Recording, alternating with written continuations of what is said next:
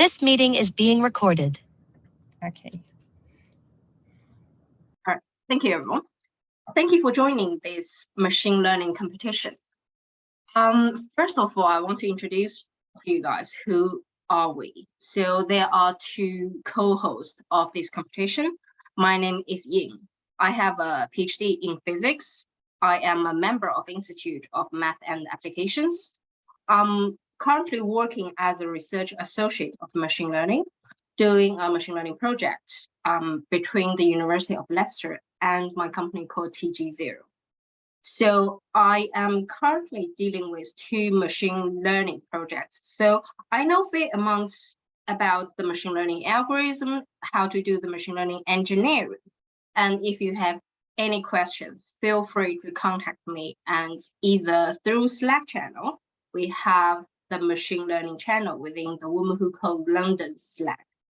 And you can also reach me from basically the chat box currently, because we are going to have all sorts of events. If you have any questions, just drop it in the chat box. And then I want to introduce to you guys Silke. Silke, would you be able to turn on your microphone and introduce yourself a little bit? Yeah, hi. So I've just started volunteering with the machine learning, and this is actually my first event. So I've recently graduated with a master's in mathematics from Imperial College, and I'm currently working as a support analyst at a software company, but with a strong interest in machine learning, as well as languages, like you see from the slide. So if you do have any other questions in potentially different languages, I'm also very happy to answer them. And in general, I'll have maybe some theoretical knowledge, but I can also ask questions from more of a beginner's perspective. And so hopefully kind of stimulate the discussion in that way, and or ask all the silly questions so you don't have to. Yeah, that sounds good, Silke. So not only we're dealing, like WWCode are dealing with Java, C, Python, we're also dealing with English, French, German, Spanish, and Romanian. So a lot of languages. And well, I think everyone wants to ask, what do we actually do in this event? So I want to let you know that we do not teach you machine learning in these events. We have taught machine learning algorithm before, but in this case, we are not going to teach you this. But don't be disappointed, because we are going to teach you how to learn it yourself through doing this competition, finishing this competition. Basically, we want to, oh, sorry, excuse my mouse, my super sensitive mouse. Yes, so basically, instead of teaching you how to how the machine learning algorithms works, we want you to be able to search it yourself on Google. So if you have a question, you can ask us. We will answer the question in the community, and also we want you to search it on yourself online. And because machine learning is such a, I would say, online problem, there are all sorts of educational books and free tutorials online, including us. We offer free machine learning tutorials. Everything is online, and you can definitely learn a lot from it. To give you a hint, I actually learned machine learning by myself through online materials. I started my machine learning journey by starting learning how to code in Python. Taught myself with PyCharm, which is IDE of Python. And I started learning machine learning through basically crawling the internet and finding all these machine learning books. I also did a Coursera course, which is also an education platform. They have all sorts of machine learning course, like something like deeplearning.ai. That's also another website which offer this type of course. Well, enough about telling you we're not going to teach you machine learning. What else do? We give hints during this competition. If you have a question, if you are stuck, drop us a message and we will guide you. We might not know it, but we will try. Like the community, the whole community will try to think together And to give you a hint about this, we answer questions, as I have already mentioned a few times. And we are also a community, because I understand how difficult it is for someone to learn to do machine learning, to finish a machine learning competition by yourself alongside your work. Having a community is always a great way to boost up your passion. You have someone who is exactly in the same situation as you, and doing this together would basically activate your interest and also will help you along the way. Then what is the plan for our competition? This is a series event. I do not expect you to finish the whole competition over one night. We are going to last for about 5 weeks. So in total, it's going to be about a month, 4 weeks actual coding time. And in the last week, we are going to have a look of the code and do announce the winner. Well, I won't say the winner, announce the winner who actually finished the competition. It's going to be once a week for 5 weeks, and it's going to happen on Tuesday. So what we're going to do is we are going to spend about half to 1 hour to do code feedback. In our first session, this half an hour to 1 hour is the introduction about the competition and also guide you through what we're going to do. And then we have about 1 to 1.5 hours of pure coding time. So keep yourself online, let us know if you have any questions, because to be honest, I am currently working. So for me to actually think about, I have a competition to do, which is not kind of my work. Sometimes I would imagine I would forget about it. So this is the time which you can allocate yourself, saying that, okay, on Tuesday night, I'm going to spend this much of time working on my machine learning competition. Through this competition, I'm going to learn what the algorithms are and what are these data analysis methods. I'm going to learn within these hours. So yes, what should I do then? Well, that's a question to you guys. What would you do? Allocate time for this competition and ask questions in our Slack channel. If we are, yes, let's ask questions in our Slack channel. So all your questions will be there and everyone can see it. And everyone in the machine learning channel can see it and will be able to answer it if they got time. And if someone is working on the same question as you, these questions can be answered and by someone, and whoever got this dot would basically get their questions answered.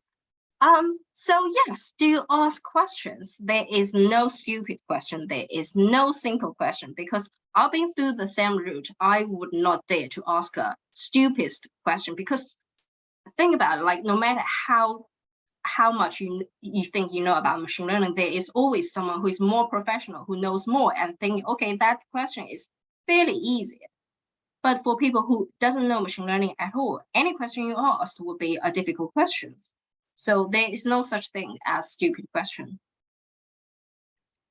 And then we're going to go through today's task. We are going to have a look of the competition description.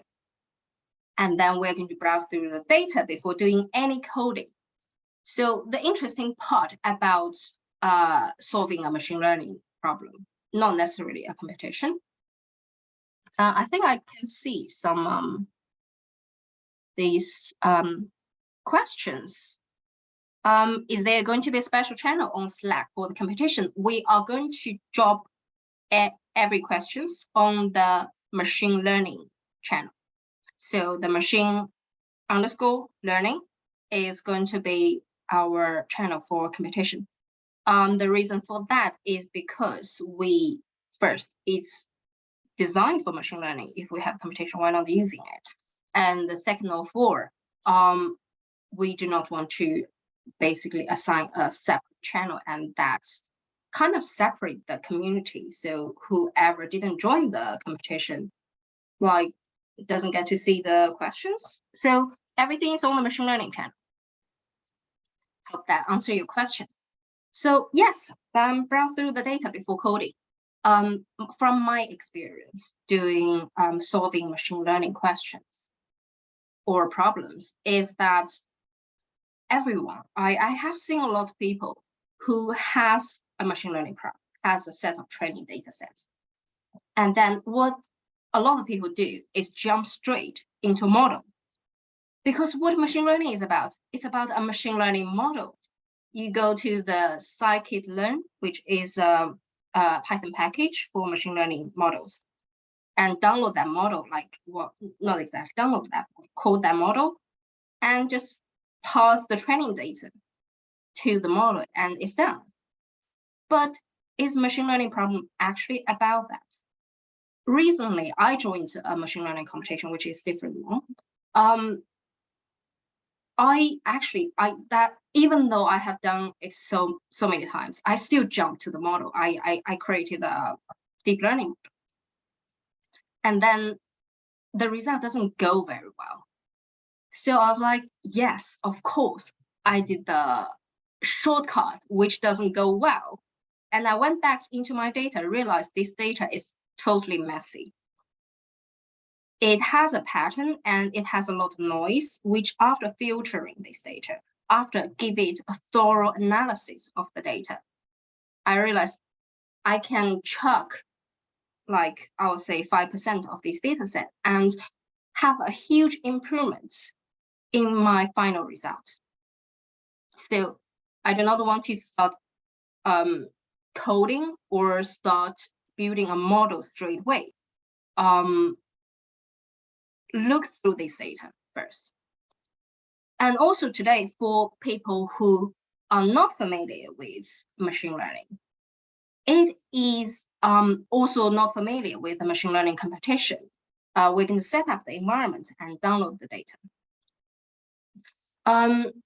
The easiest way, maybe you have your preference, the easiest way for me is to have a Google Colab. So this is COLAB. So that is very similar to a Jupyter notebook. However, it has environment set up for yourself already. If you're not familiar with this, go to the Google Colab. If you're familiar with the environment and everything, like you can do it in a Jupyter notebook or some other IDE. And what about next week? So as I told you guys, we are going to have a code review. So what is the fun part? Why are we having an event for this competition? Is that not only you have a community to answer your question, to ask your questions, we also are going to look at your notebook and browse through, basically have a rough browse through of your code and see, is there anything you are doing great? Is there anything you could improve on? So this is a way for your script to have a little bit of feedback.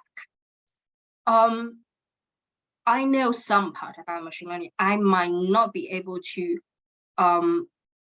answer all of your question, or maybe you have some really nice way of solving a problem, really nice way of analyze your data, and I don't understand. I could learn from it as well. So this way we can share with everyone about the data analysis thought, about the machine learning thought. And on the other side, you could learn it from, on the other side, you could get some feedback about what your code was like. Some mistakes I made during my journey of being an engineer is that I actually, like, my machine learning code was always messy in the, I'll say, in the first few months. And when people look at my code, they would point it out that it's really hard for them to read it. So when you actually are showing me your notebook, you would expect me to read through it to understand what you're trying to do. That's the way to force yourself to actually write a clean code, write a notebook, write a notebook so people would understand. And by letting people understand, you have to understand yourself. So yeah, that's a way, that's a benefit it brings. Yes, you can. I got a question from Nermit. You can participate in the competition as a team. There's no problem with that. That also brings up my next. I think my next slide. So we will have a Woman Who Code T-shirt to give out for a lucky person picked out from the group who has completed this competition. It doesn't matter how your score will be, because you will soon see that this is an open competition. There are thousands of, maybe not thousands, hundreds of answers being submitted, and they have a solution already. So the evaluation score is not important in our competition. What is important is that you dedicate your time into this learning, into this competition. You are improving your machine learning skills. You are improving your data analysis skills. That's what we want to see at the end of this competition. So we'll pick, because we don't have that much to give out, sorry about that, we will pick the lucky star from the people who has finished this whole competition, and we'll give out a free Woman Who Code t-shirt and also a £50 Amazon voucher. So that's the prize you get at the end of it. So this, I hope this is a way to get yourself motivated as well. Then let's talk business. This is a machine learning competition from Kaggle. What is a Kaggle? Kaggle is actually a kind of a learning platform. There are loads of educational, I would say, books, tutorials, guides for beginners, or even for people who are experienced, and a sharing platform. You can share your notebook, you can share your experience, you can share, maybe you want to write a book yourself about machine learning, and you can share all that on Kaggle. It is also a competition platform. So the topic we chose is more for educational purpose, but they also have some other competition which are real. They are real problems. They are real like competition like organized or posted by companies, and those people give out a lot of money. Like I was saying, like $50,000, $20,000 for people who actually finished their competition. And of course, with their competition, you need to be ranked to the first or second. So yes, if you are experienced with machine learning and want to make some extra cash, that is where you can go. And all right, so before we actually move to the Kaggle, this is not coding time yet. Sorry guys. So do we have any questions?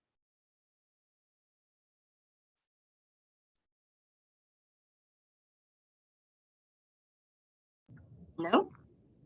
Okay. So what I'm going to do next is I'm going to share this Kaggle website.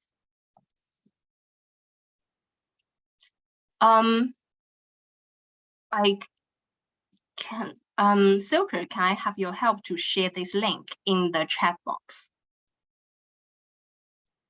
So this is the Kaggle website, and this is the competition.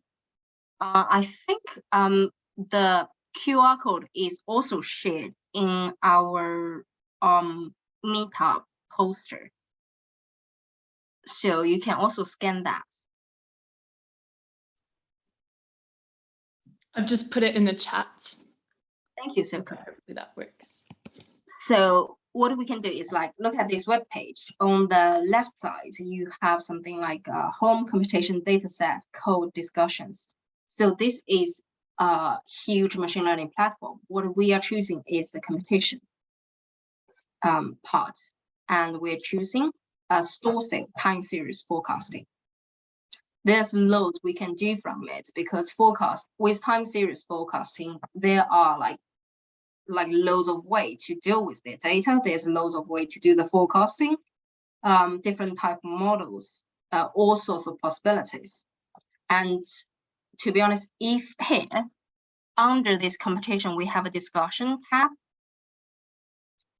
that gives you everyone's shared notebook or shared like article about how to do it. Everyone give their ideas and you can vote them, you can comment them, you can ask questions. So this is a great platform.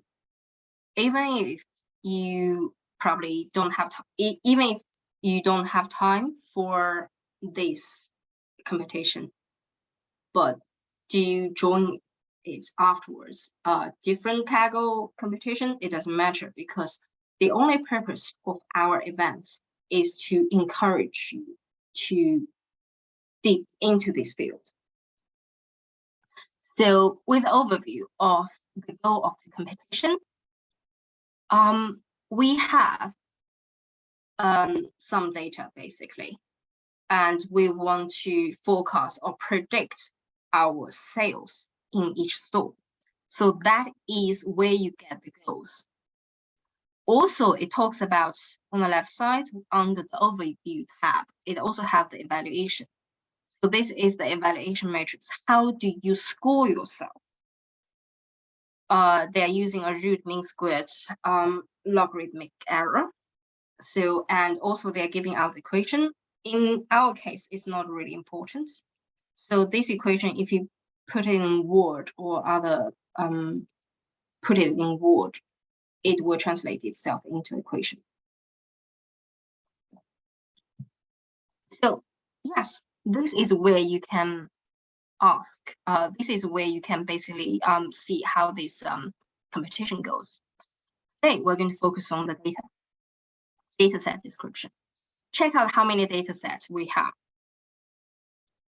We have 7 files, and the whole file, the 7 files is about 124 megabytes.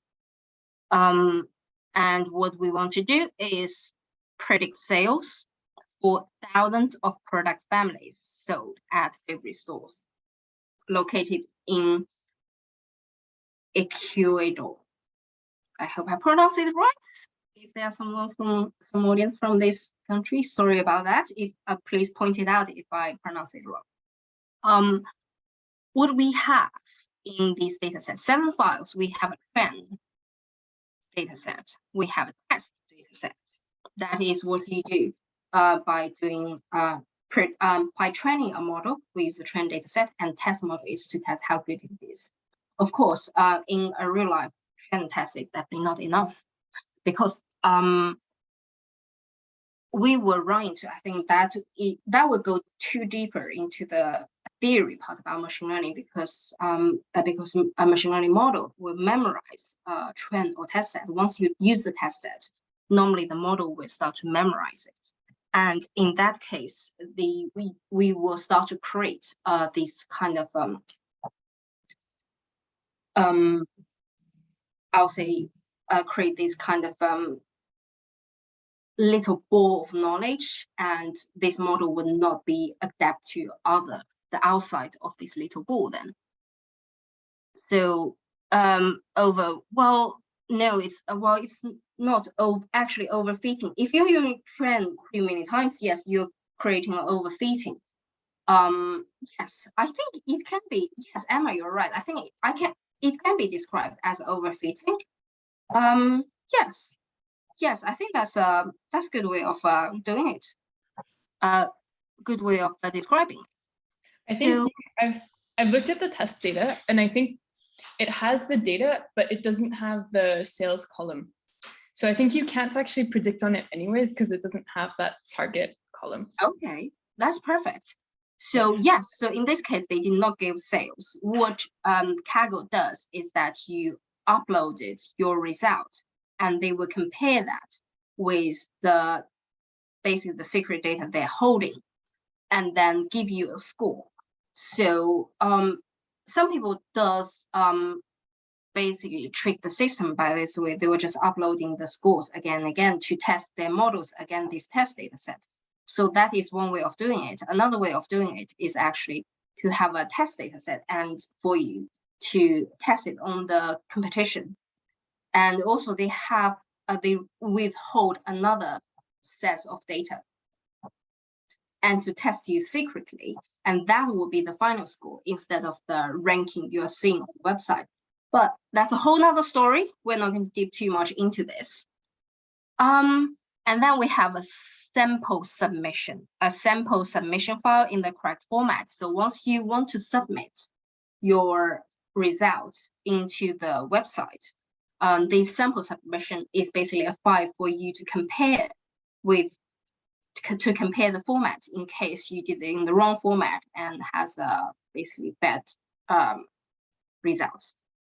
And also we have a stores data, which is the metadata including city, state, type, and cluster, which is a grouping of similar stores. We also have oil. Oil is the daily oil price, including values of both the trend test time frames. So basically it is the real-time oil price in the world. And holiday events tells you about what kind of holiday it is. So you are not required to use all this data. But if you want, so to start with, if you're not familiar with everything, just start with a trend.csv file would be good enough for building a model to start learning machine learning, to see how this goes, to do enough data analysis. If you feel like you are experienced and you want to challenge yourself, have a look of these stores, have a look of the oil and holiday events.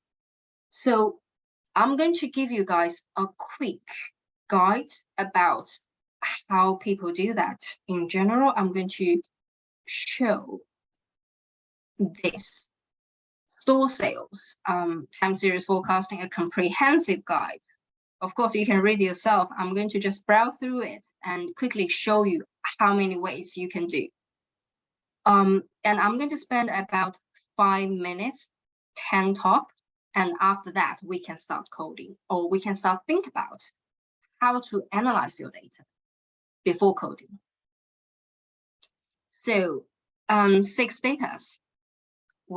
So in this case, there isn't a sample submission data because that is not going to be used in this case. With the training data, we have the ID, which basically tells you the raw number, the date, the store number, the family, what type of product it is, and the sales. Notice that it is a float number because some of the things can be measured in unit, like 0.5, maybe it's a kilogram or something, and whether it is on promotion. We also have transaction data. It gives you the date, the store number, and the number of transactions. So the difference is the sales is basically I'll say measured by the number of the units of products. The transaction is each transaction because it's probably labeled by the number of person, because if one person scanned their card once, and within this one transaction, there are probably like 10 purchases, 10 units of products. So there is some relationship between transaction and sales, but doesn't necessarily go one by one. And then now comes to the analysis. I'll quickly browse through several ways of analyzing. First of all, is the correlation between the correlation between total sales and transaction. This correlation is of value to determine how things are compared to each other. If they are going hand in hand, saying that if my sales doubles, my transaction doubles, then the correlation between them would be 1.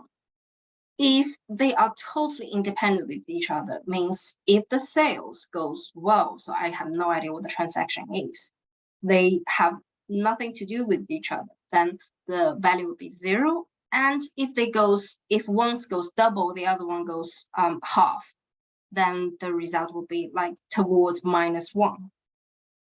That's the correlation. That is also a very common way of doing data analysis. Excuse my education because I'm not supposed to do that. Of course, I'm quickly going to show you what other people do, like checking out the transaction along with dates. Did you see all these peaks? Those peaks are saying something. So these peaks are in December, things like Christmas shopping. And these peaks are in May. This one is in May. Some small spikes in May. I think maybe that's after Easter. There must be something going on there. Maybe, okay, so they do have a holiday because it's in a different country, so they do have a holiday. And that's something you can have a cross-reference with the other data, which is holiday data. And this is the way they show in transaction, like in I think it's a box plot. So box plot is another way of analysis your data, see how the majority sits and see how the outlier goes. So it basically looks like the majority is sitting between 1,000 to 2,000. And in this case, you are basically, it's kind of like building a histogram for each month. And then you're putting all these histograms into the same plot. So some other way, they calculate the monthly average. When it goes to December, of course, it has a big spike. And also like how the transaction goes with sales. As we expect, the transaction goes bigger and the sales goes bigger, but they are not necessarily like in a very late kind of hand in hand. So it's not 1, it's just 0.8 something. Please do stop me and ask a question if you want to quickly, if there's something you don't understand. I could probably just explain it along the way. And yeah, that's a transaction. So day of the week. So there's another way of analyzing it. Instead of choosing the date from January to December, I want to choose from Monday to Sunday. Maybe I think it's Monday to Sunday. So as we can see, when it goes to the 6th, which is probably Saturday, there is a peak of transaction. It means people start to buy things. Yeah. Oh, lovely. Thank you. Thank you, Lena, for sharing this.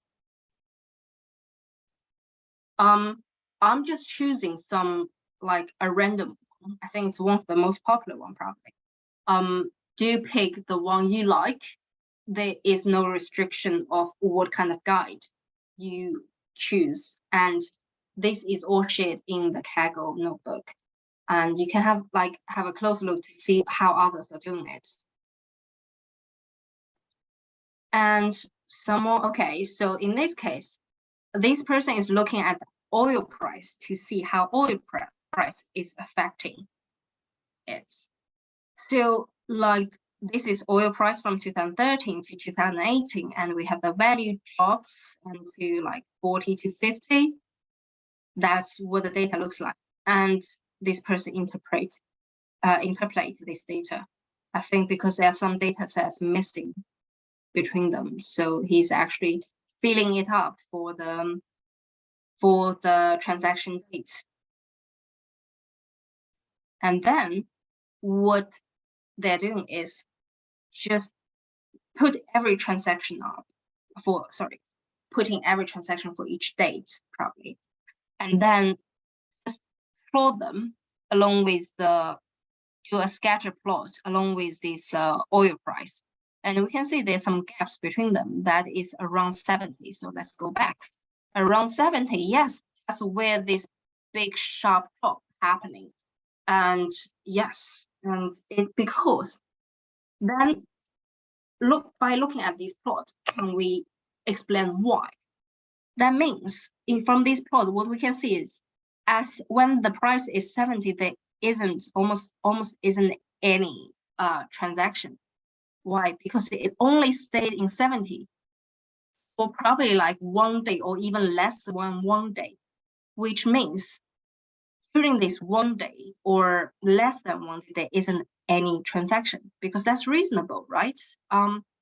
It's only, it might be 1 day, or it might be half day, or it might just 1 hour overnight. So over that time, no one is buying anything because it's too fast. The drop is happening too fast.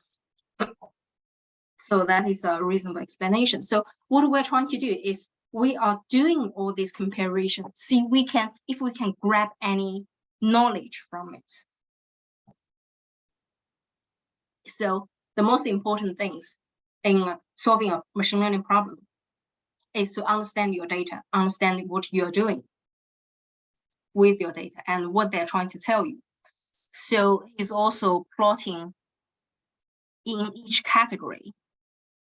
So the sales number versus the oil price, plotting in each category to see if they have a difference.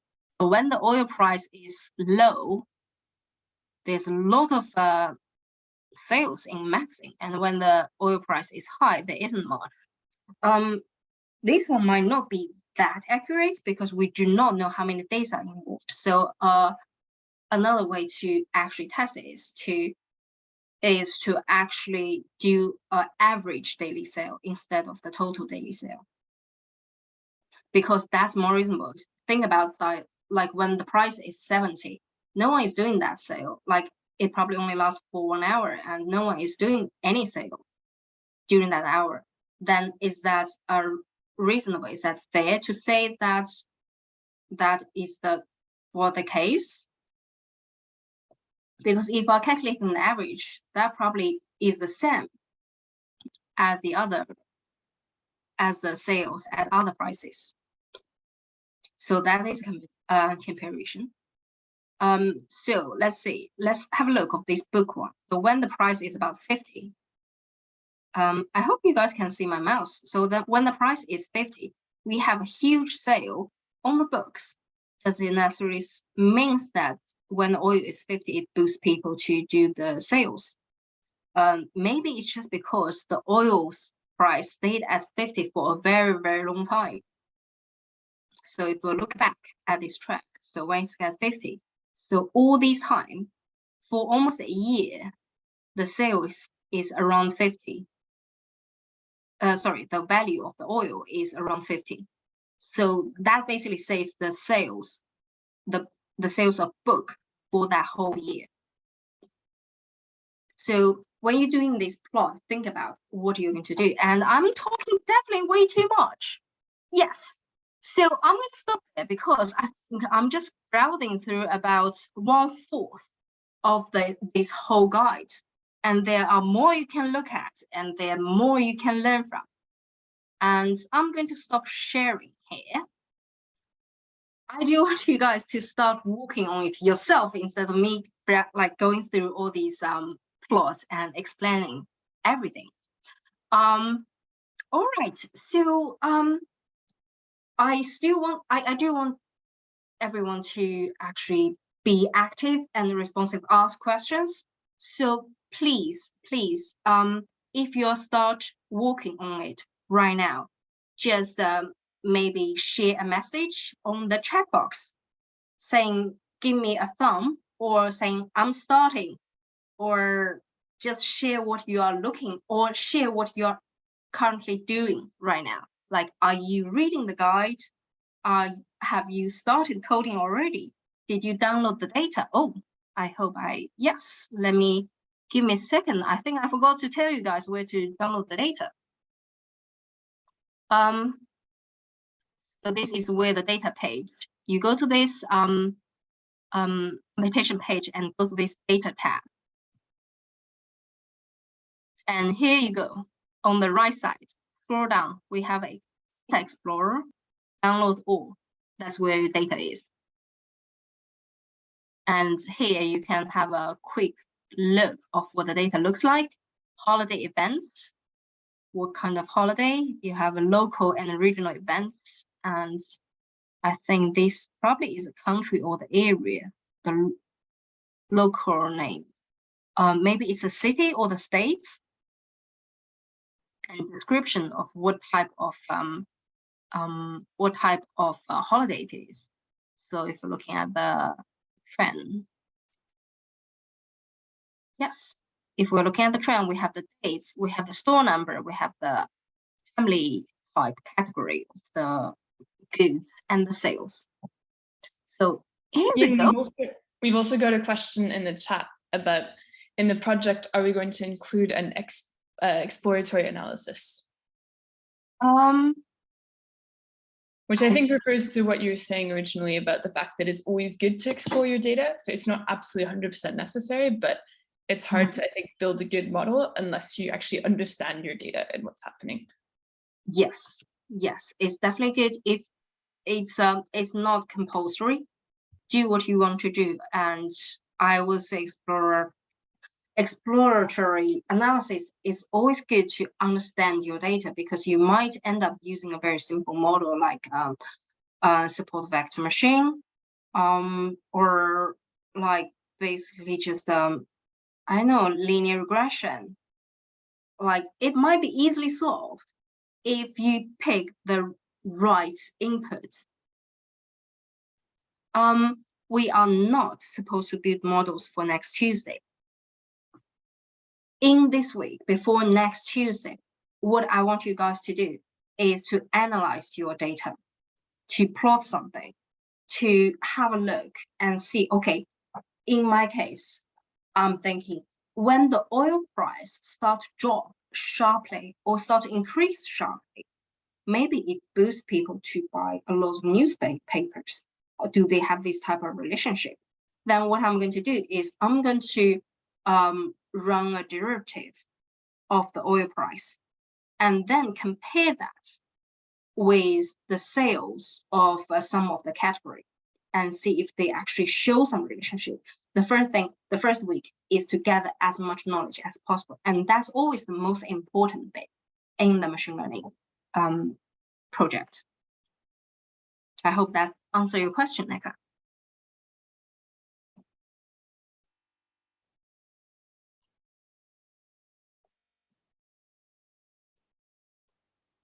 All right.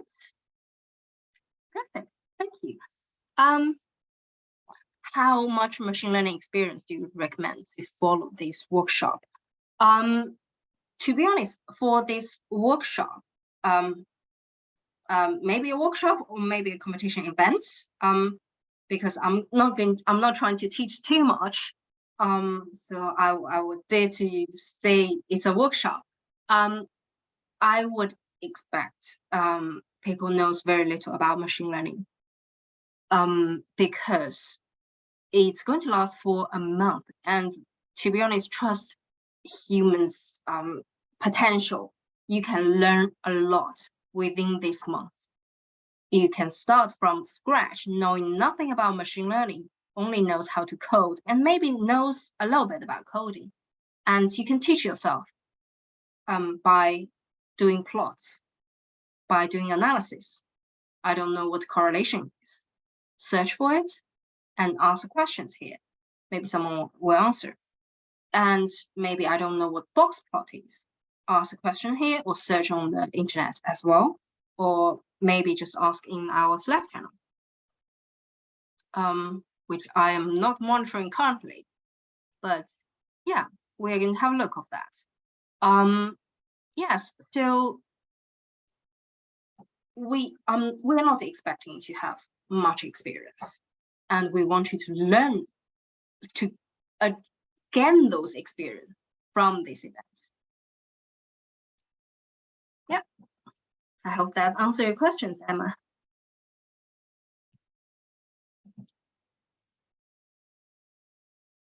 Yes, it is an amazing resource. The first time I know Kaggle, I was really excited. I was basically in a Halloween party, And I was really passionate about machine learning, learning so much. And during this Halloween party, I was talking with someone who was a data scientist. I was like, what would you recommend? You know, like I talked to everyone about machine learning in the Halloween party. And yes, he was like, he's a very experienced data scientist. He's like, if you want to actually start learning something and start to challenge yourself, go with Kaggle. There are sorts of loads of resources over there, and there's competition you can join. There's a notebook you can follow, and to know how to actually start doing a machine learning problem. But I would not expect you to dive into Kaggle tonight and try to read everything, because what's worse than, well, I won't say what's worse, but like if you dive into Kaggle and you don't have a target, then it's quite easy to get lost in all this information. You will learn a lot and you might forget the next day and after 3 days. So always keep a target in your mind, have something to achieve, and then you're looking for the resources you want, you need to solve your current problem. You don't have to, Lena, you don't have to work in a team or work individually. We do not have restriction. The only restriction is that £50 Amazon voucher, there is only one voucher. So if you're working as a team, you are going to split that.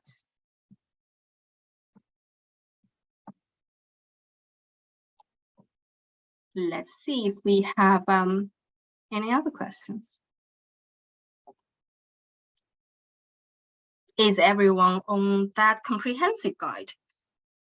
That's just a guide which I think that was the most voted guide or something. They have a lot of analysis method, so you don't have to do all of it. Just choose a few. If you have some questions, pop it here. Could you give us a guided target or objective to submit on each Friday?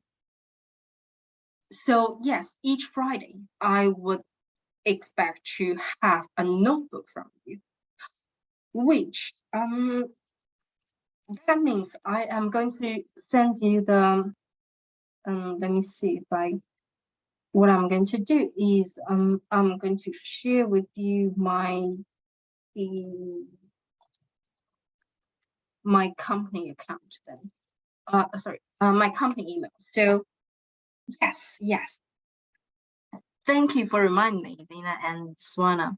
So send it to this email address. Actually, I think Selker, would you mind sharing your email as well? You can send to both of us in case if I missed it or I am like too busy to read through all of it, because it seems like we got a lot of passion here, and I might end up having a lot of notebooks. So we do expect to have a notebook. If you send us a notebook, I will try my best to read through all of them, and make sure when you send it to me, when you send your notebook to me, make sure that I would be able to understand it. Because if you're just sending me loads of codes without any description, I will get lost. If I get lost and I don't have time, I'll probably jump to the next notebook. So make sure you explain it well, what you are trying to achieve here.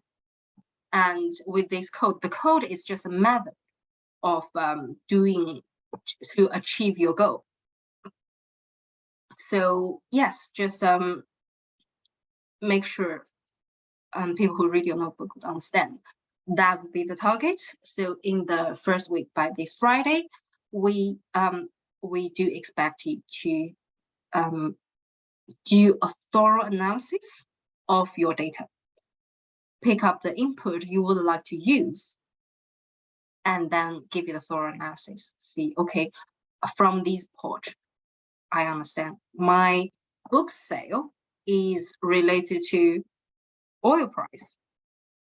So in this case, what I'm going to do is I'm going to calculate a ratio between oil price or normalize my oil price along with my books. So I will be able to predict how the book sale is like. I'm just making a random example. It's probably not the case. I won't imagine the oil price has anything to do with the books sale.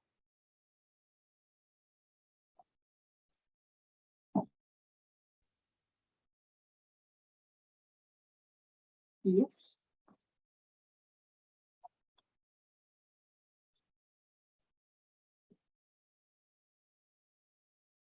Okay, I think I'll leave the time to you guys. Would you guys rather spending the time to read through that guide or start coding a little bit? Or do you guys want me to go through that guide a little bit more to see what else they do?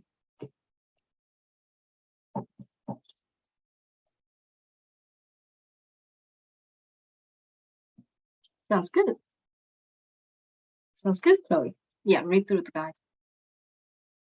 Reshare the guide. I'll send the link to you.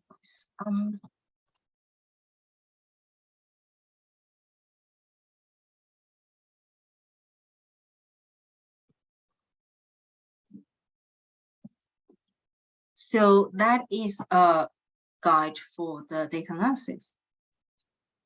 And what else do we have? I also saved some other analysis parts which might help you. I'll say read through the guide a little bit. Maybe 1 hour maximum, half an hour to one. Oh, sorry, that's a direct message. No.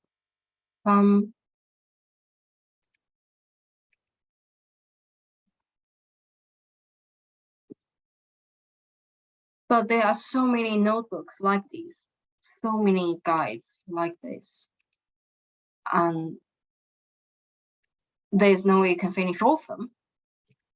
Do a little bit, read a little bit, and then start analyzing yourself. Think about what kind of relation you want to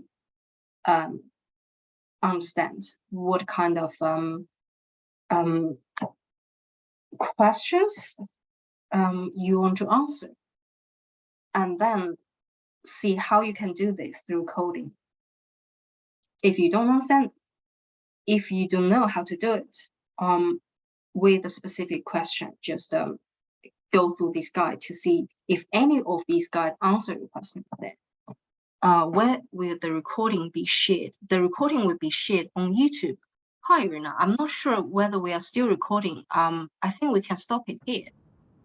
Yeah, we're still recording. Yeah, I wanted to ask if we finished. Yes, let's finish this.